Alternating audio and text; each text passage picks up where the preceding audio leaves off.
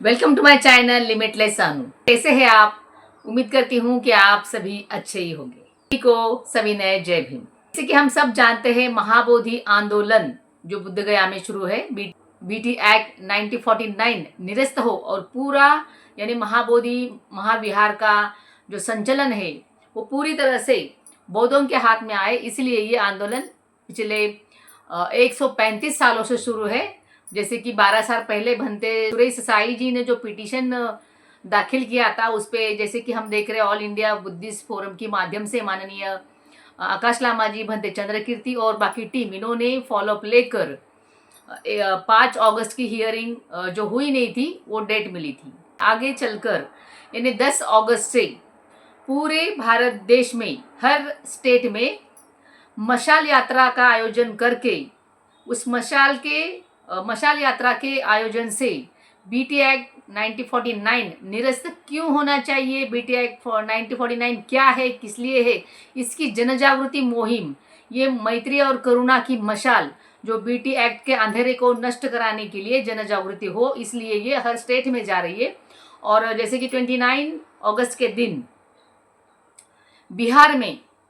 बिहार यानी बुद्ध गया में महाबोधि के प्रांगण में, महाबोधि के एरिया में ये मशाल यात्रा का आयोजन हुआ था। लामा जी वहाँ पहुँचे थे और उन्होंने ये मशाल यात्रा वहाँ यानी महाबोधि टेम्पल के प्रांगण में जाकर नाराबाजी भी हुई, लेकिन वहाँ प्रशासन ने उन्हें सहयोग दिया।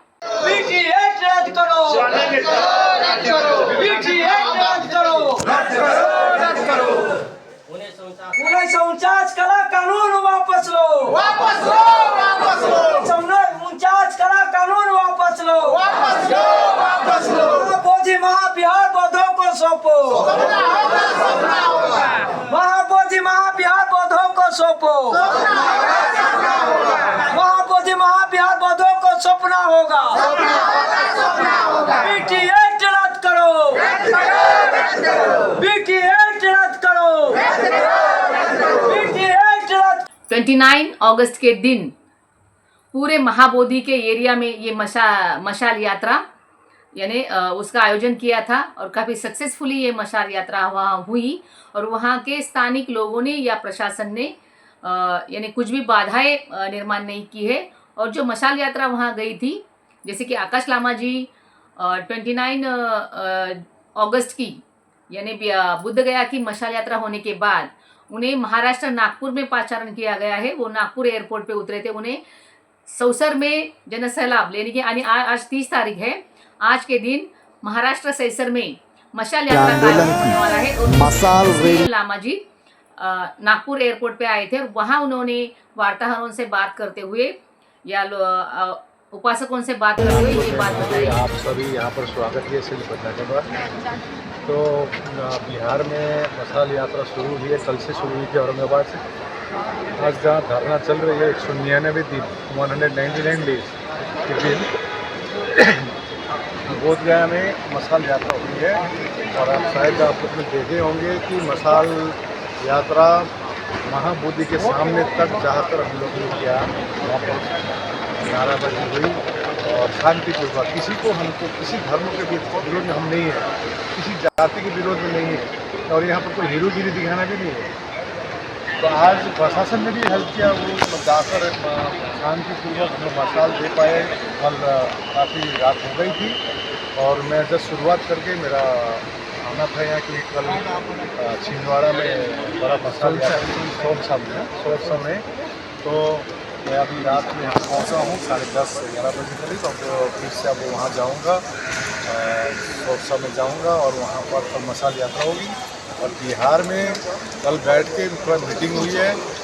8 तारीख को आरा डिस्ट्रिक्ट में हो रही है, बांका में हो रही है। इस प्रकार से बिहार में प्रत्येक जिलों में होगी और गाँव में होगी। ये जो फर्स्ट फेज है, हम लोग खाली बड़े बड़े शहर में खाली अभी मशाल यात्रा कर रहे हैं, गाँव जाएगी और दिसंबर महीने में दिल्ली पहुँचेगी। यही बात जनता जानना चाहती है कि इतनी बड़ी उपलब्धि मशाल यात्रा में मिल रही है हर शहर में, तो कब ये गांव-गांव तक पहुँचेगी? कोई उपलब्धि की बात नहीं है। हम अपने हक अधिकार की लिए बात सरकार को ध्यान आकर्षित कर रहे हैं। सरकार मौन है। सरकार को हम लोग जनाना चाह रहे हैं, देखिए महाबोधि के लिए हम छोड़ेंगे नहीं, ये मशाल रुकेगी नहीं। क्योंकि हमको महाबोधि महाविहार में पूरी मैनेजमेंट कमेटी में बौद्ध चाहिए और BT एक्ट 1949 को निरस्त किया जाए। ये हमारी मुख्य मांग है। धन्यवाद।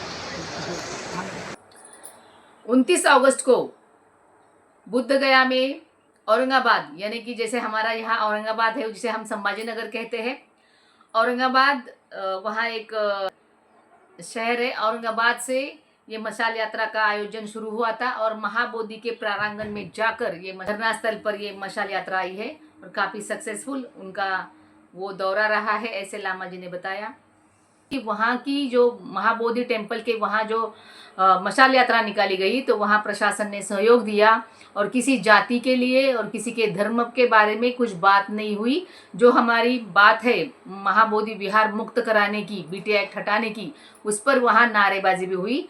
और ये बताते हुए उन्होंने बोला कि आज जो बिहार में मशाल यात्रा शुरू हुई है, अभी तो वो बड़े बड़े शहरों में ये मशाल यात्रा शुरू कर रहे, लेकिन बिहार की ये मशाल यात्रा हर गांव में, हर छोटे बड़े कस्बे में ये मशाल यात्रा जाएगी और वहाँ जन जागृति होगी। ऐसे ही जैसे कि अभी वो नागपुर में आए हैं 30 तारीख के लिए, सौसर के लिए आए हैं, ऐसे भी जहाँ भी उन्हें पाचारण किया जा रहा है वहाँ वो जाकर वहाँ की मशाल यात्रा शुरू कर दें।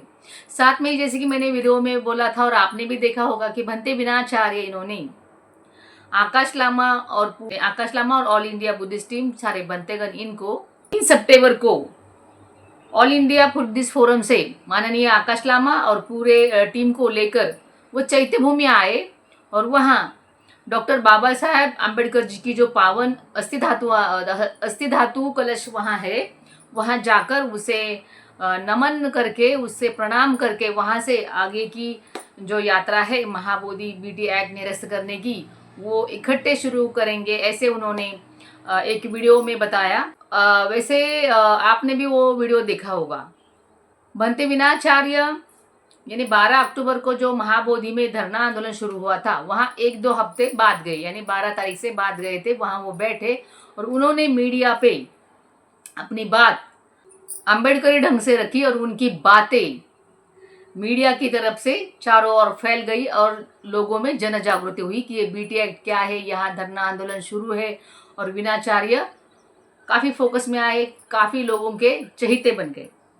अभी विनाचार्य के पीछे भी धम्म ध्वज यात्रा जो हो रही है, भंते ज्ञान ज्योति इनके नेतृत्व में ये धम्म ध्वज यात्रा हो रही है, काफ़ी उन्हें भी अच्छा लोगों का सहयोग मिल रहा है। लेकिन ये दोनों सेनानी इकट्ठे आकर इन्होंने ये महाबोधि की लड़ाई लड़नी है, ऐसा जनमानस में एक सूर है और सभी लोग यही चाहते हैं।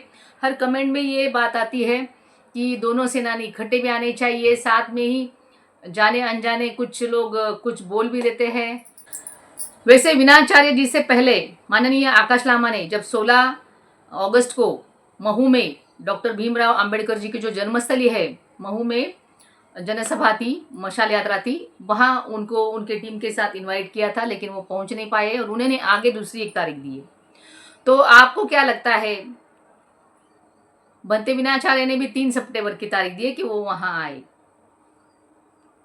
अभी ये महाबोधि का लड़ा इतना तेजी पकड़ चुका है, जैसे दोनों सेनानी अपनी अपनी जगह BT एक्ट निरस्त करने हेतु जन जागृति करने में जुटे हैं और उनको लोगों का प्रतिसाद भी अच्छा मिल रहा है। तो आपको क्या लगता है, दोनों सेनानी हमारे इकट्ठे आने चाहिए? हाँ है तो कमेंट में लिखिए। अगर आपको नहीं, अपने अपने तरीके से वो लड़ रहे, वो ऐसा लग रहा है, तो भी कमेंट में लिखिए। और बात एक ऐसी है, एक मुझे कमेंट आई है कि भारतीय बौद्ध, जो अम्बेडकरी बौद्ध हो या जो हम भारत में जो बौद्ध लोग हैं, वो हम खुद को बौद्ध ही नहीं समझते। जब तक भारतीय बौद्ध लोग खुद को बौद्ध नहीं समझेंगे, तब तक ये महाबोधि लड़ा इतना तेजी नहीं पकड़ेगा जितना पकड़ना चाहिए था। इस कमेंट पे आपकी क्या राय है, कमेंट में ज़रूर बताइए।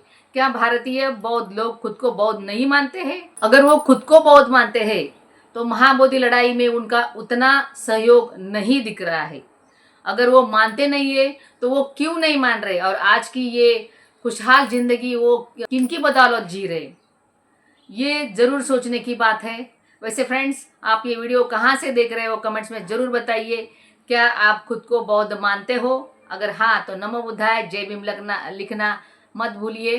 अगर आप खुद को बौद्ध मानते हो तो कमेंट्स में जरूर लिखिए नमो बुद्धाय। महाबोधि विहार मुक्ति आंदोलन पिछले 135 सालों से चला आ रहा है। हर कोई जिंदगी में एक ना एक बार महाबोधि जाकर आया है, लेकिन उनको वहाँ क्या अनुभव हुआ, क्या गड़बड़ी है? अगर आपका कुछ अनुभव हो तो कमेंट में ज़रूर बताइए। अगर आप महाबोधि अभी तक नहीं गए हो तो ज़रूर जाके आइए। और बुद्ध गया का महाबोधि महाविहार बौद्धों के लिए एक बहुत महत्वपूर्ण धर्मस्थली है, प्रार्थना स्थल है उनका, क्योंकि वहाँ भगवान तथागत गौतम बुद्ध जी को संबोधि प्राप्त हुई थी। और वही संबोधि के जो बोल है, जो उनका धम्म है, वो धम्म इंसान को इंसान बनाता है और दूसरे के इंसानियत पर डाका डालना, कब्जा डालना या उसे दुख पहुंचाना ये सीख नहीं देता है। पूरे जग के लिए आज बुद्ध का बुद्ध धम्म एक शांति का प्रतीक है और सही जीवन जीने की कला उसमें है। ऐसे परम पावन बुद्ध धम्म के अनुयायी बुद्धिस्ट लोग, उन पर ये अन्याय हो रहा है कि उनका धर्मस्थल महाबोधि विहार किसी और धर्म के लोगों के हाथ में है। मेरी पूरी YouTube फैमिली को मेरा ये क्वेश्चन है कि महाबोधि महाविहार अगर बौद्धों की अमानत है तो उनके उस धर्मस्थली में उनका व्यवस्थापन होना जरूरी नहीं है? किसी और ने वहाँ का व्यवस्थापन देखना ये कितनी सही बात है? जिसकी धर्मस्थली हो वो उसी को संभालता है। ऐसे हमारी भारत में परंपरा है, जैसे कि क्रिश्चियन का अगर चर्च है तो वहाँ क्रिस्ती बांधव ही उनका पूजा पाठ देखते हैं। मोमेडियन लोगों का अगर वहाँ मस्जिद है तो वहाँ मोमेडियन लोग ही वहाँ का पूजा पाठ संभालते हैं।